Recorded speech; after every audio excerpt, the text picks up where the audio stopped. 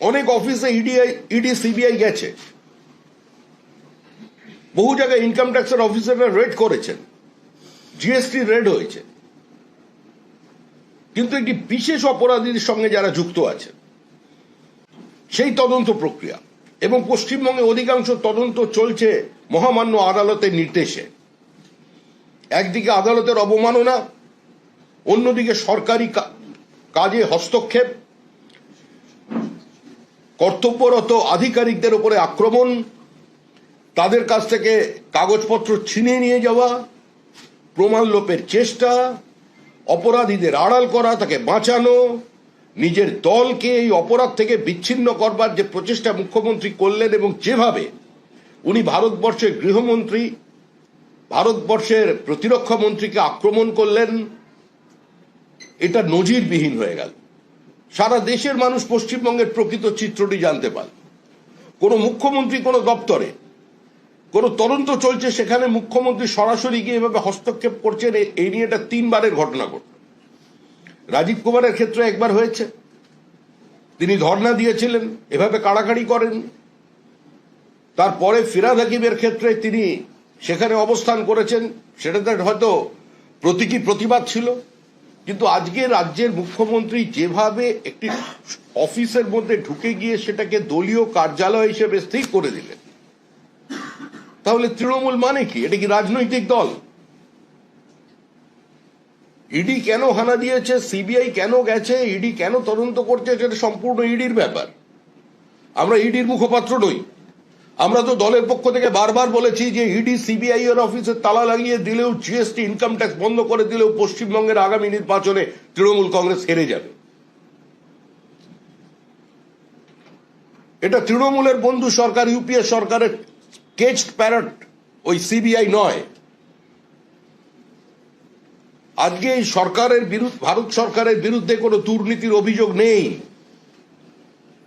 যারা এই দুর্নীতির অভিযোগ করেছিলেন বিভিন্নভাবে, তাদের দলের নেতা রাহুল গান্ধী বারবার তিনি মহামান্য আদালতের সামনে গিয়ে ক্ষমা প্রার্থনা করেছেন এবং মুখ্যমন্ত্রী এনডিএ সরকারের শরিক হবার সত্ত্বেও তিনি জর্জ ফার্নান্ডেজের বিরুদ্ধে যে অভিযোগ এনে তিনি মন্ত্রিসভা থেকে পদত্যাগ করে চলে এসেছিলেন, কংগ্রেসের সঙ্গে জোট করেছিলেন, পশ্চিমবঙ্গে নির্বাচন লড়েছিলেন, তিনিও কিন্তু পরবর্তী 21শে জুলাইয়ের সভায় জর্জ ফার্নান্ডকে ডেকে এনে সেই ভুলের, সেই পাপের প্রায়শ্চিত্ত করেছে। আবার ফিরে গেছিলেন কি এনডিএ সরকারে দপ্তরবিহীন মন্ত্রী হয়ে। আজকে সেই দপ্তর, মানে শেষ দপ্তর ছিল তার ওই কোল মিনিস্ট্রি, আজকে সেই মিনিস্ট্রিতে, মানে তখনকার নয়, তার পরবর্তীকালে আজকে যে তদন্ত চলছে পশ্চিমবঙ্গে, যেখানে যত তদন্ত চলছে, সেই তদন্ত হচ্ছে মহামান্য আদালতের নির্দেশে এবং প্রত্যেকটি তদন্তকে আটকানোর জন্য মানুষের দেয় করের টাকা খরচা করে বারবার তিনি সুপ্রিম কোর্টে গেছেন, হাইকোর্টের গেছেন এবং ধারাবাহিকতা বজায় রেখে সরকার পরাজিত হয়েছে। নতুন সরকার এলে প্রথমে শ্বেতপত্র প্রকাশ করে জানাবে যে গত 14 বছর মানুষের দেয় করের কত টাকা দিল্লির নামি দামি উকিলরা এবং পশ্চিমবঙ্গের কোন কোন উকিলের ফিস বাবদ গেছে। শুধুমাত্র দুর্নীতিকে, দুর্নীতিগ্রস্তদের, লুটেরাদের বাঁচানোর জন্য সাধারণ মানুষের, প্রান্তিক মানুষের প্রত্যক্ষ বা পরোক্ষ করে যে টাকা রাজ্য কোষাগারে সঞ্চিত হয়েছে, সেই টাকার অপব্যবহার এক ধরনের, এটা একটা ক্রাইম। আজকে সেই কাজ তৃণমূল কংগ্রেস করেছে। ফৌজদারি তদন্ত বিচার প্রক্রিয়া যখন চলছে, সেখানে এ ধরনের অনধিকার হস্তক্ষেপ কোনো অবস্থাতেই আমার মনে হয় সুস্থ সামাজিক সমাজ কোনোদিন মেনে নেবে না। মুখ্যমন্ত্রীর একটা নির্দিষ্ট রাজনৈতিক উচ্চতা আছে, আমরা শত বিরোধিতা করা সত্ত্বেও সেই বিরোধিতা রাজনৈতিক বিরোধিতা, কিন্তু তিনি রাজ্যের মুখ্যমন্ত্রী, তার সংসদীয় রাজনীতিতে, সংসদীয় গণতন্ত্রে তার একটা নির্দিষ্ট অবস্থান আছে। আজকে তিনি যে কাজ করলেন তাতে আমরা আবার বলছি, তিনি তার নিজের ভাবমূর্তির কফিনে শেষ পেরেকটা পুঁতে দিলেন শুধু নয়, সারা ভারতবর্ষের সামনে আজকে পশ্চিমবঙ্গের ফেস লস হলো আজকে এই ঘটনার কারণে। আমরা মনে করব এই অনধিকার চর্চা বন্ধ হবে মুখ্যমন্ত্রী বলেন আইন আইনের পথে চলবে, এক্ষেত্রেও আইনের পথে চলবে। যদি কোনো জায়গায় মনে হয় যে হস্তক্ষেপ করা হচ্ছে, কোনো পলিটিক্যাল ভিন্ডিকটিভনেস কাজ করছে এদের আচরণের মধ্যে, তার জন্য আদালতের দরজা খোলা আছে। একটা স্বাভাবিক সুস্থ সমাজে এই ঘটনা প্রত্যাশিত নয় এবং আশা করব পশ্চিমবঙ্গের মানুষ এই বিষয়টি সম্পর্কে সচেতন হবেন এবং এই বিষয়টির মাথায় রেখেই তারা আগামী নির্বাচনে সিদ্ধান্ত নেবেন। ধন্যবাদ। রাজনৈতিক উদ্দেশ্য প্রণোদিতভাবে বিজেপি ইডি সিবিআই কে বারবার ব্যবহার করেছে। এটা তার দলের অফিস ছিল, দলীয় প্রার্থীদের ডিটেইল ছিল, সমস্ত কিছু বিজেপি ওখান থেকে নিয়েছে যাতে ব্ল্যাকমেইল করতে পারে। যতক্ষণ না প্রতীক জৈন ফিরবেন ততক্ষণ তিনি সেখানে অবস্থান করবেন বলেছিলেন এবং তার সম্পূর্ণ যাওয়া এবং কোট আনকোট বলেছেন গদি মিডিয়াকে ব্যবহার করে যা যা করা হয়েছে তার বদলা নেওয়া হবে, পাল্টা উনি অ্যাকশন নেবেন। দেখুন, প্রতীক জৈন তো কোনো বিধায়ক নন, সংসদ নন, তৃণমূল কংগ্রেস মানে সর্বভারতীয় তৃণমূল কংগ্রেসের সাধারণ সম্পাদকও নন, কোনো স্পোক্স পার্সনও নন। কেন তার বাড়িতে রেড করা হয়েছে সেটা ইডি বলতে পারবে, সেটা বিজেপি দপ্তর থেকে সেটা জানা যাবে না। কারণ ইডি সিবিআই আলাদা, আমাদের সরকার এবং তার বিশেষ করে বিজেপি দল সম্পূর্ণ আলাদা।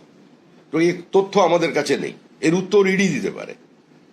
আমি ইডির মুখপাত্র হয়ে এখানে আসিনি, আমি এসেছি আমার দলের অবস্থানকে মানুষের সামনে নিয়ে আসতে। যে অভিযোগ তিনি বিজেপির বিরুদ্ধে করেছেন, এই অতীতেও তিনি অভিযোগ করে চলেছেন, কিন্তু এই অভিযোগটা বাস্তবতা কি আছে, এই অভিযোগটা যে সার্বত্তাহীন, এইটা পশ্চিমবঙ্গের রাজনীতি সচেতন মানুষ বোঝেন। গদি মিডিয়াকে ব্যবহার করে বিজেপি যে কাজটা করিয়েছে তার বিরুদ্ধে ব্যবস্থা নেব। মুখ্যমন্ত্রী যে কোনো ধরনের ব্যবস্থা নিতে পারেন, আমরা রাজনৈতিক দল রাজনৈতিকভাবে সেটাকে প্রতিহত করব।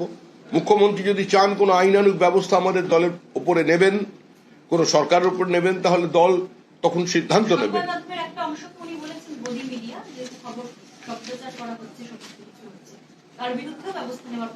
দেখুন, তৃণমূল কংগ্রেস একটা রাজনৈতিক দল, যে পথে চলে সেই পথে হাঁটে না। তৃণমূলের অবস্থান সম্পূর্ণ ভিন্ন। তৃণমূল কংগ্রেস যুক্তরাষ্ট্রীয় ব্যবস্থার উপরে বিশ্বাস রাখে না। তৃণমূল কংগ্রেস সংসদীয় রীতিনীতিকে অস্বীকার করে। তৃণমূল কংগ্রেস রাষ্ট্রপতি থেকে রাজ্যপাল প্রত্যেককে কদর্য ভাষায় আক্রমণ করে। তৃণমূল কংগ্রেস মিডিয়া পার্সনদের ক্যামেরা ভাঙে, তাদের ক্যামেরা থেকে ক্যাসেট বার করে নেয়, সাংবাদিকদের রক্তাক্ত করে। তৃণমূল কংগ্রেসের সাংসদ সংসদে দাঁড়িয়ে প্রকাশ্যে বলেন যে দেশের মিডিয়া বিক্রি হয়ে গিয়েছে। তৃণমূল কংগ্রেস বিচারপতিদের কক্ষে ঢুকে ক্যালকাটা হাইকোর্টে তাদের ম্যানহ্যান্ডেল করে। তৃণমূল কংগ্রেস বিচারপতিদের বাড়িতে গিয়ে সেখানে পোস্টার লাগিয়ে আসে। তৃণমূল কংগ্রেসের আমলে রাজ্যপাল কোনো বিশ্ববিদ্যালয়ে গেলে সেখানকার উপাচার্য বলে দেন যে রাজ্য সরকার চায় না আপনার সঙ্গে আমি দেখা করি, সেজন্য আপনি এখানে ওয়েলকাম গেস্ট নন। যে রাজ্যপালের নামে রাজ্য সরকার পরিচালিত হয় সেই রাজ্যপাল সম্পর্কে তৃণমূল কংগ্রেসের বিধানসভার স্পিকার বলেন যে বিধানসভায় রাজ্যপালকে আসতে গেলে প্রায়র পারমিশন নিয়ে তার আসতে হবে, তাকে জানিয়ে আসতে হবে, তিনি সরাসরি বিধানসভায় আসতে পারবেন না। সুতরাং তৃণমূল কংগ্রেস সামগ্রিকভাবে কোনো সংসদীয় ব্যবস্থায়, কোনো গণতান্ত্রিক ব্যবস্থায় বিশ্বাস করে না। তো তাদের কাছ থেকে এগুলি প্রত্যাশিত। কিন্তু আজকের এই অভিনব ঘটনা আজকে নিঃসন্দেহে সমস্ত প্রত্যাশার বুক চিরে এক অপ্রত্যাশিত অবস্থা নিয়ে আমাদের সামনে পৌঁছে গেছে। মুখ্যমন্ত্রীর মূলত যে অভিযোগ আজকে ছিল যে ইডি কে ব্যবহার করে প্রার্থী তালিকা চুরি করা হচ্ছে, ন্যাস্টি হোম মিনিস্টার। এই যে প্রার্থী নির্বাচন কেন্দ্রিক একটা বিষয়, রাজনৈতিক দল বিজেপিকে মদত করতে এই অভিযোগ, সেটা আপনারা বিজেপি রাজ্য সভাপতি কিভাবে উত্তর দিচ্ছেন? দেখুন, আমরা এই অভিযোগের কোনো গুরুত্বই দিচ্ছি না। কারণ এই মুহূর্তে মুখ্যমন্ত্রীর কোনো বক্তব্য, কোনো প্রশ্ন, কোনো আক্রমণ, কোনো অভিযোগের কোনো প্রতিষ্ঠা পশ্চিমবঙ্গের জনমনে নেই। মানুষ যখন কোনো কিছুকে গ্রহণ না করে তো স্বাভাবিকভাবেই রাজনৈতিক দল সেটাকে গ্রহণ করবে না। আমরা বিরোধী রাজনৈতিক দলের অবস্থানে আছি। মানুষ যা চর্চা করছেন, মানুষের যা উদ্বেগ, মানুষের যা প্রশ্ন, সেগুলোকে অ্যাড্রেস করাই আমাদের কাজ। যেটা নিয়ে মানুষের কোনো উৎসাহ নেই, সেটা নিয়ে আমাদেরও কোনো উৎসাহ নেই। যে মুখ্যমন্ত্রী যে অনেক কিছু তুলে নিয়ে গিয়েছেন তার নিরাপত্তা রক্ষীদের দিয়ে এবং নিজেও, এইগুলোর মাধ্যমে তিনি কি ইডির তদন্তকে ভেস্তে দিতে পেরেছেন? আপনারা কি মনে করেন? সেটা ইডি বলতে পারবে। আমরা মনে করি এটা অনধিকার হস্তক্ষেপ, এটা বৃহত্তর ষড়যন্ত্র। আমরা মনে করি এটা সরকারি কাজে বাধা দেওয়ার মতো এটা চূড়ান্ত একটা ফৌজদারি অপরাধ। আমরা মনে করি কোনো মুখ্যমন্ত্রীর কাছ থেকে সমাজ কিংবা কোনো রাজ্য, কোনো রাষ্ট্র এ ধরনের আচরণ প্রত্যাশা করে না। এটা আমাদের অবস্থান। এবার মুখ্যমন্ত্রী তদন্ত ভেস্তে দিতে পেরেছেন কিনা, তার সবুজ ফাইলের মধ্যে কি আছে সেটা তো আমাদের জানা নেই, আর হার্ড ডিস্কে কি আছে সেটা মুখ্যমন্ত্রী জানেন, আর যারা তদন্ত করছেন তারা জানেন। আমাদের তিনি বলছেন যে সত্যানুসন্ধানে তিনি বাধা দেবেন না, কিন্তু তারপরেও এত সময় ধরে থাকা বা যা যা হলো, মুখ্যমন্ত্রী তারপরেও বলছেন আমরা সত্যানুসন্ধানে কোনো বাধা দেব না। আমরা তো সত্যানুসন্ধানী বলে বাঙালিরা ব্যোমকেশ বক্সি গেছি, আমরা কিরিটি অবনিমাস পড়েছি, আমরা ফেলুদাকে দেখেছি। এখন ইডি সিবিআই তো ভাবে চলে না। গল্প উপন্যাস আর কোন তদন্তকারী সংস্থা তো সেভাবে চলে না। উনি আবেগপ্রবণ মানুষ, কবি মন ওনার, উনি ওভাবে ভেবেছেন। আমরা কি করতে পারি?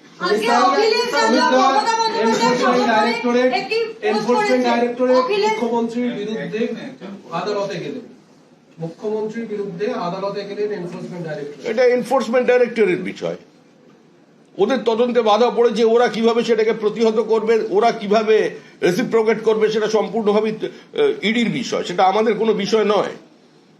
এটা পশ্চিমবঙ্গের সিআইডি নয় যে তৃণমূল কংগ্রেসের কোনো সহকারী শাখা সংগঠন। ইডি সিবিআই সম্পূর্ণ ভিন্ন স্বতন্ত্র সংস্থা, সরকারি সংস্থা, তারা বুঝবে, ইনকাম ট্যাক্স বুঝবে, ওটা আমাদের বিষয় নয়। কিন্তু ইডির বিরুদ্ধেও পাল্টা দুটো মামলা হয়েছে, ইডির বিরুদ্ধেও পাল্টা, সেটাও ইডি বুঝবে। আমরা তো ইডি সিবিআই এর ভরসায় পশ্চিমবঙ্গে রাজনীতি করতে আসিনি। আমরা তো বারবার বলছি ইডি সিবিআই এর তদন্ত বন্ধ করে দেওয়ার পরেও তৃণমূল কংগ্রেস হারবে। মানুষ তৃণমূল কংগ্রেসকে চিনে গেছে। মুখ্যমন্ত্রী একটার পর একটা দেবতার দরবারে যাচ্ছেন। মুখ্যমন্ত্রী কালী থেকে জগন্নাথ, জগন্নাথ থেকে দুর্গা, দুর্গা থেকে উনি এখন মহাকালে পৌঁছেছেন। কিন্তু সবার উপরে আছে গণদেবতা, সেই গণদেবতা মুখ্যমন্ত্রীকে প্রত্যাখ্যান করে দিয়েছেন। কিন্তু তৃণমূল কংগ্রেস অভিযোগ করছে যে ভোট এলেই এই কেন্দ্রীয় তদন্তকারী সংস্থার অতি সক্রিয়তা বাড়ে এবং ইডি সিবিআই এরা ময়দানে নামে। দেখুন, পশ্চিমবঙ্গের মাটিতে দাঁড়িয়ে তো অতি সক্রিয়তা না হলে আবার সিপিআইএম বলে দিদি মোদি গটা, আবার দিল্লিতে গিয়ে দুজনে একই সঙ্গে অতি সক্রিয়তার বিরুদ্ধে, রাজনৈতিক প্রতিহিংসামূলক আচরণের বিরুদ্ধে এবং ইডি সিবিআই কে কাজে লাগিয়ে রাজনীতি করার জন্য তারা পার্লামেন্ট থেকে একসঙ্গে ওয়াকআউট করে। ওদের বলতে দিন, আপনারা এই সমস্ত প্রশ্ন আমায় না করে বরঞ্চ আলিমুদ্দিন স্ট্রিটে গিয়ে মোহাম্মদ সেলিমকে করতে পারেন যে বিষয়টা কি। আজকে অখিলেশ যাদব মমতা বন্দ্যোপাধ্যায়ের সমর্থনে একটি টুইট করেছেন। তিনি বলেছেন বাংলায় বিজেপি সরকার হারার প্রথম পদক্ষেপ এটি, এবং তিনি মমতা বন্দ্যোপাধ্যায়কে সমর্থন করেছেন এবং মমতা বন্দ্যোপাধ্যায় যে কার্যকলাপ তাকে তিনি সমর্থন জানিয়েছেন। উনি এত সমর্থন করছেন বলেই তো উত্তরপ্রদেশের মানুষ ওনাকে সমর্থন করছে না। উত্তরপ্রদেশের প্রত্যেকটা নির্বাচনে বঙ্গ ভাষাভাষী যারা আছে, মানে বাংলা ভাষায় যারা কথা বলে, তাদের বুথগুলোর ফলাফল দেখুন। বেনারসে যান, প্রয়াগরাজে যান, লখনৌতে যান, নয়ডায় যান, আজকে যেখানে যেখানে উত্তরপ্রদেশে বা আপনারা যেটাকে গোবলয় বলে চিহ্নিত করে দিয়েছেন অখিলেশ যাদবের যেগুলো বিচরণ ভূমি, সেখানে যে বাঙালিদের বুথগুলো দেখে আসুন, তারা ওনাকে ভোট দেয় না।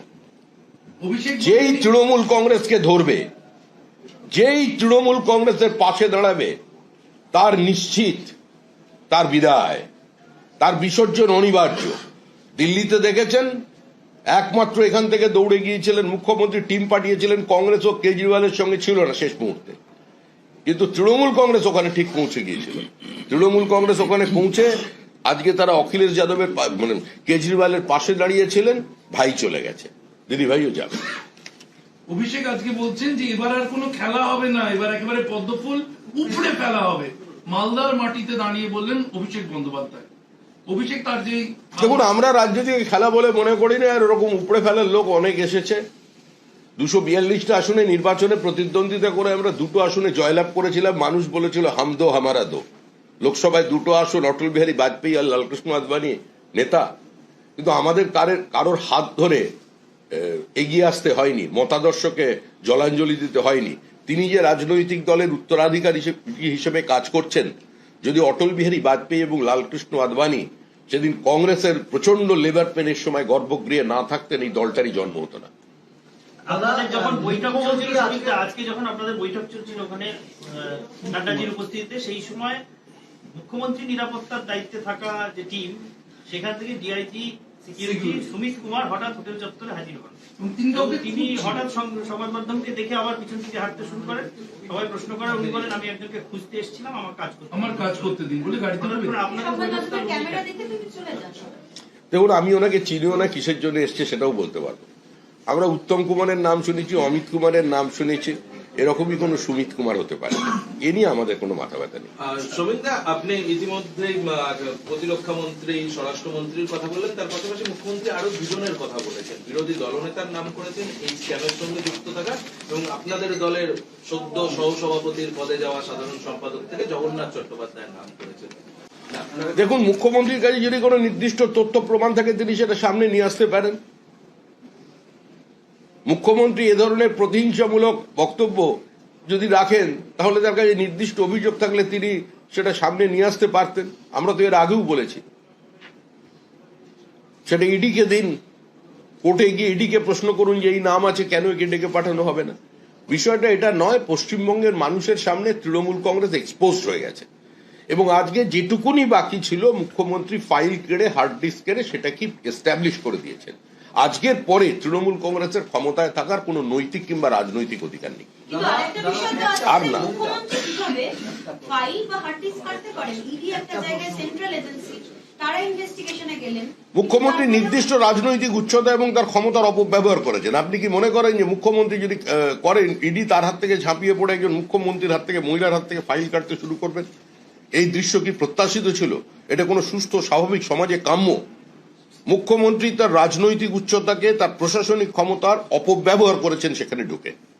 আমাদের ভিডিও ভালো লাগলে লাইক এবং শেয়ার করুন। কমেন্ট সেকশনে গিয়ে জানান আপনাদের মতামত।